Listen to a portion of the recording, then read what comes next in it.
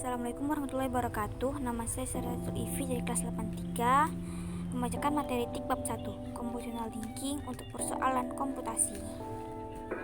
Dengan guru pembimbing Bu Rahayu Sri Agumi SPD.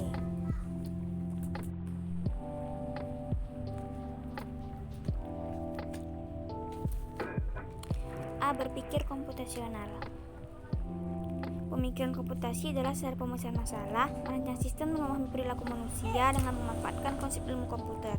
Computational thinking pertama kali digunakan oleh Seymour Pepper, seorang pengajar atau peneliti atau ilmuwan di Massachusetts. Pada tahun 1980, dipopulerkan kembali oleh Janet Merriwing pada tahun 2006 yang merupakan seorang ilmuwan dari Columbia University. Menurut Janet, berpikir komputasi adalah proses berpikir yang terlibat dalam merumuskan masalah dan solusinya, sehingga solusi diwakili dalam bentuk yang dapat secara efektif dilakukan oleh pengelola informasi. Pertama, pemikiran komputasional. Pemikiran komputasional adalah sebuah proses berulang yang terbagi menjadi 3 tahapan sebagai berikut. 1. Formulasi masalah. Yang kedua, mengekspresikan solusi. Yang ketiga adalah mengeksekusi solusi dan mengevaluasi.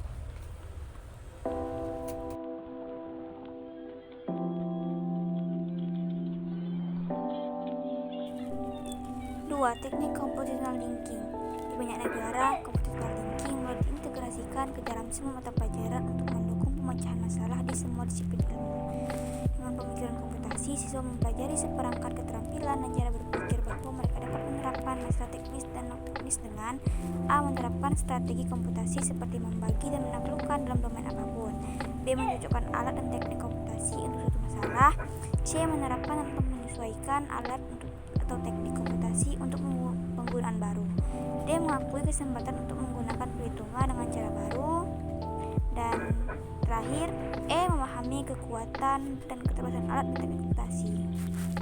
3. Karakteristik computational thinking.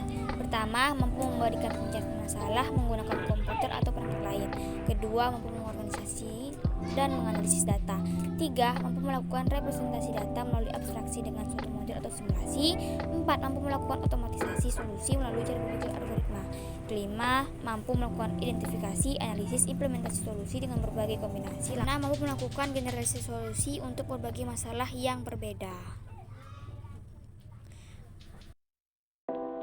A. Dekomposisi merupakan proses pemecahan masalah menjadi bagian-bagian kecil yang lebih sederhana dan membuat kita lebih mudah dalam menyelesaikan suatu permasalahan.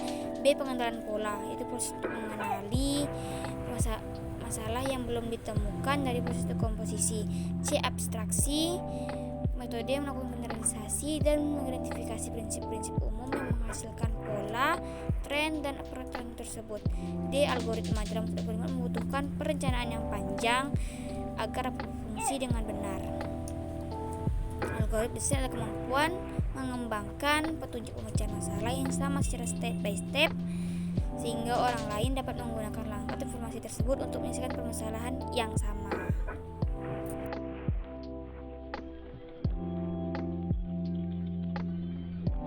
Keuntungan computational thinking. A. Percaya diri dalam berhadapan dengan kompleksitas masalah yang lebih besar dan lebih sulit. B. Toleransi terhadap ambiguitas. C. Mampu berhubungan dengan masalah yang open-ended. D. Mampu berkomunikasi dan bekerja sama untuk mencapai tujuan yang sama.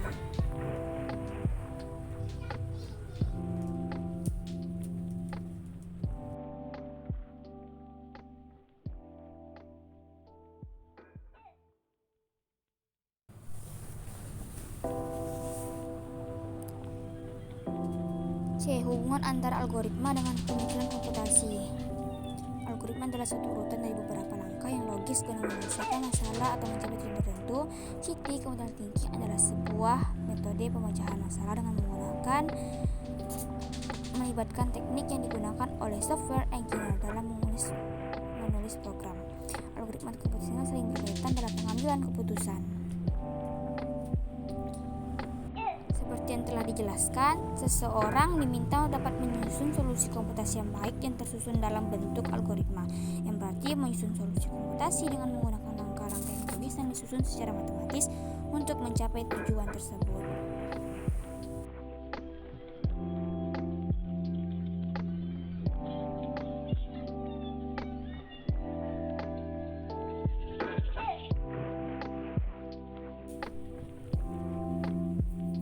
Mengajarkan kemampuan computational thinking kepada siswa. Kemampuan computational thinking dapat diajarkan jika setiap pendidikan formal dan informal menerapkan computational thinking itu sendiri. Penerapan konsep pada setiap kasus disiplin ilmu menjadi kuncinya, sehingga peserta didik terbiasa dalam hal CT. Kemampuan berpikirnya akan meningkat dalam beberapa hal, seperti dalam kemampuan mengidentifikasi data, menganalisis data, berpikir algoritma, dan generasi solusi. Beberapa cara mengajarkannya sebagai berikut. Yang pertama, sering membaca tentang hal yang berbau CT. 2. Melihat lalu dipikirkan secara kritis. 3. Belajar dari pengalaman dan kesalahan. 4. Belajar langsung dari orang-orang profesional.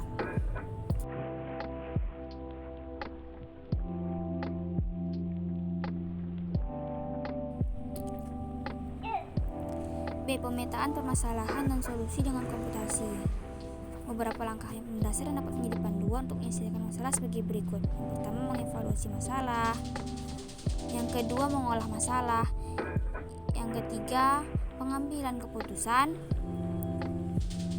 Yang keempat, menyelesaikan masalah. Yang kelima, meneliti hasilnya. Dan yang keenam, yang terakhir, menerapkan computational thinking itu sendiri. Teori komputasi dan komputasi modern. Teori komputasi. Teori komputasi merupakan subbidang dari ilmu komputer dan matematika. Teori komputasi berkaitan dengan studi bagaimana persoalan dapat diselesaikan pada sebuah model dengan menggunakan algoritma. Model tersebut dinamakan dengan model komputasi.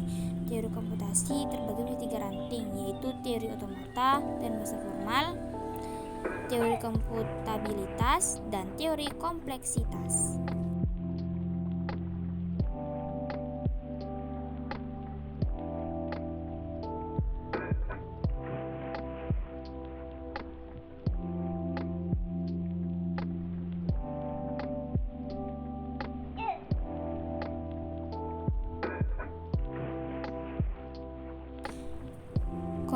Komputasi modern. Komputasi modern adalah sebuah konsep sistem yang menerima instruksi-instruksi dan menyimpannya dalam sebuah memori. Memori di sini bisa juga disebut memori komputer.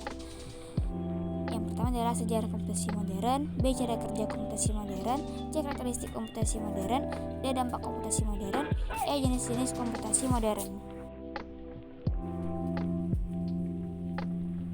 A. Sejarah komputasi modern. Sejarah komputasi dimulai dari seorang ilmuwan yang ternama di bidang teknologi. Permulaan komputasi modern dimulai pada tahun 1926 oleh ilmuwan yang berasal dari Hungaria yang bernama John von Neumann. Dialah yang pertama kali memunculkan konsep sebuah sistem yang menerima instruksi-instruksi dan menyimpannya dalam sebuah memori.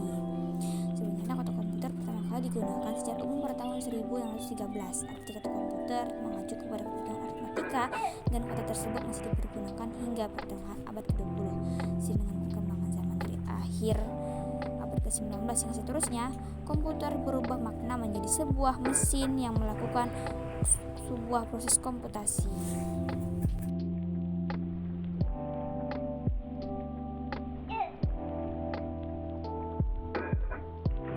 B. Cara kerja komputasi modern. Dalam kerjanya, komputasi modern menghitung dan mencari solusi dari masalah yang ada.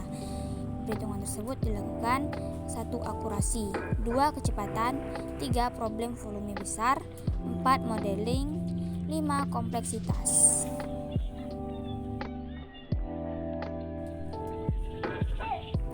C. Karakteristik komputasi modern. 1. Komputer-komputer penyedia sumber daya bersifat heterogeneous karena terdiri atas berbagai perangkat keras. 2. Komputer-komputer terhubung ke jaringan yang luas dengan kapasitas bandwidth yang beragam. 3. Komputer maupun jaringan tidak terdedikasi, bisa hidup maupun mati sewaktu-waktu. D. Dampak komputasi modern. Salah satu dampak dari adanya komputasi modern adalah dapat membantu manusia untuk menyelesaikan masalah-masalah yang kompleks dengan menggunakan komputer. Salah satu contohnya adalah biometrik.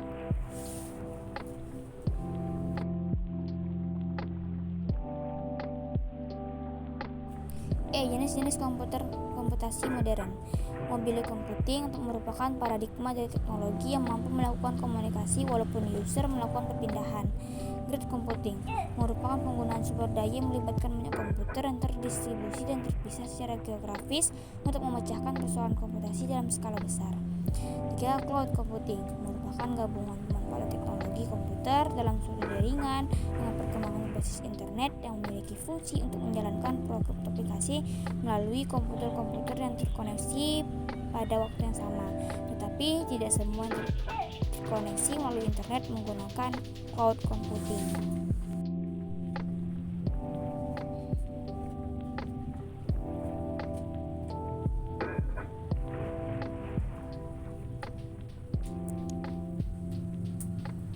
Perbedaan komputasi mobile, komputasi grid, dan komputasi cloud memiliki perbedaan sebagai berikut. Pertama, komputasi mobile tidak membutuhkan tempat dan mudah dibawa untuk kemana-mana, sedangkan grid dan cloud membutuhkan tempat khusus. 2. Komputasi mobile menggunakan teknologi komputer yang bekerja seperti handphone, sedangkan komputasi grid dan cloud menggunakan biaya komputer. Biaya untuk tenaga komputasi mobile lebih mahal dibandingkan dengan komputasi grid dan cloud. 4. Untuk komputasi mobile proses tergantung pengguna. Komputasi grid proses tergantung pengguna mendapatkan servis atau tidak, dan komputasi cloud khususnya membutuhkan internet sebagai penghubungnya.